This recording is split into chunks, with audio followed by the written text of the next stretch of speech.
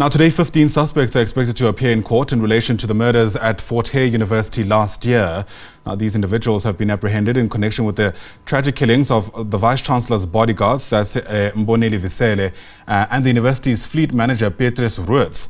Now, the recent development brings the total number of suspects arrested in this case to 25. So as we await even more updates on the story, let's bring in Abongile Jantjies, who's on the scene for us to get us a sense of how things are likely to unfold. And Abongile, quite some time has passed since these killings took place. So let's take a couple steps back. Remind us once again what took place and why it's important.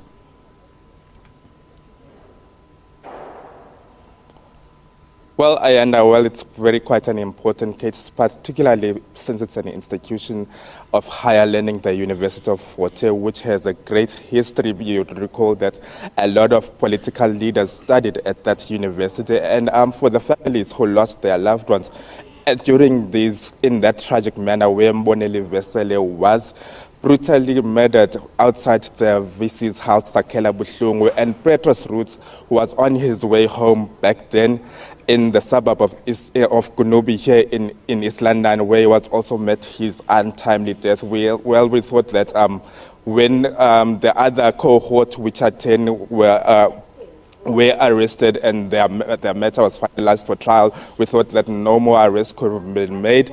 But the police did allude to that more arrests could be made and that they should be given time for investigations. So this has led to a series of fear amongst that community of Fort Hare, and we see a lot of high people at the institution having bodyguards due to this fear. And I can tell you that there's even that individual of Isaac Plakis, who we thought was a big fish in the matter. He was really close to the Vice-Chancellor, Sakela Buhlungu, and really it came as a shock when he was arrested. Even the family of the late Mboneli Vesele was shocked, saying that he was someone who they worked with very closely, particularly when Vesele was killed. He was amongst the first people who came there to the family to send their condolences and support them. But when he was arrested, it was quite a shock for them. And I can tell you that we are hearing of the Minister of Police, Bheki, accompanied by the National Police Commissioner,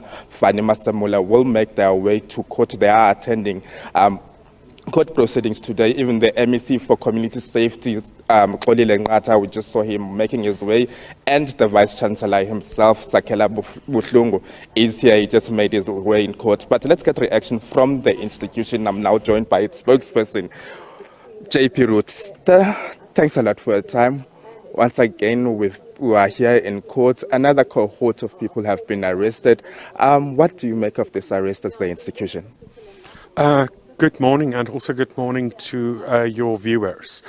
Well, as you can recall, last year, the University's Council and Management Executive Committee approached President Cyril Ramaphosa following the brutal assassinations and murders, and also the failed assassination attempt against the Vice-Chancellor. And really, there was a huge intervention, specifically from the SABC. A national task team was formed by the minister, and today we are here to witness the outcomes of the SABC and the investigations into cartel syndicates, murders and so forth at the institution. We've issued a statement last night. The university, and specifically our management, is very grateful for the work by the National Task Team and specifically also the Provincial Police SAPS. Part of the statement says, you alluded to that there should be no stone unturned in these investigations that are currently underway, and we are seeing more people being arrested. Some of them are suspended employees of the institution, and some of them are employees. Won't that disrupt operations at the university? Thank you for the question, and it's an important one. We just want to make it crystal clear that the university operations are proceeding. We are looking forward to a graduation ceremony later this month, teaching and learning is continuing. And I just think it's also important to say the university is actually, for a long time, in a very positive space. I want to give you a few examples. We've just received a second unqualified audit opinion on our financials. Our third stream income is increasing. We've seen no decline in student applications. So we really believe that we are busy seeing the fruits, the rewards of our renewal program, which you know very clearly has been very focused on rooting out systemic corruption that has enfolded the institution over the last 2 decades. And how's the community? How's the university like?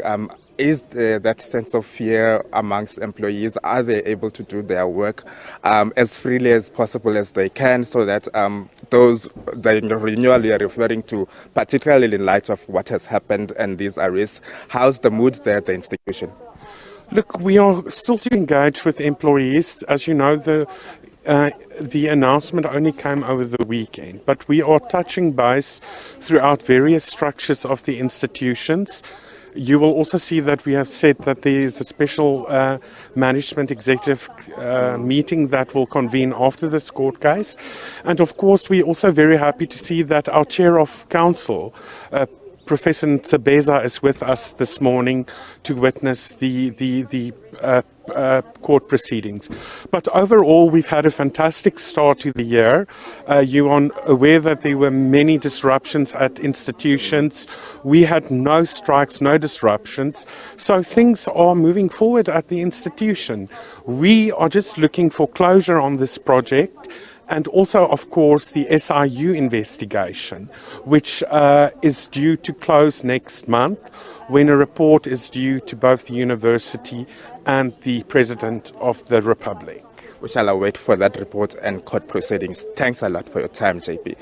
Well, Ayanda, that was the spokesperson of the institution, the University of Fort Hare, JP Roodt, welcoming this latest arrest of suspects. You recall that some of them were arrested in various provinces such as KZN and Gauteng province. So a lot shall unfold today, even though it's that first case appearance. We are waiting for the Minister Bekele and National Police Minister Fani Masemola to make their way. We haven't seen them yet, but clearly we'll get comment from them as the day unfolds. All right, and we look forward to it. Abongile Jantjies, thanks very much indeed. Abongile is live to us there from the Magistrates Court there in the Eastern Cape, where these 15 suspects are expected to make an appearance.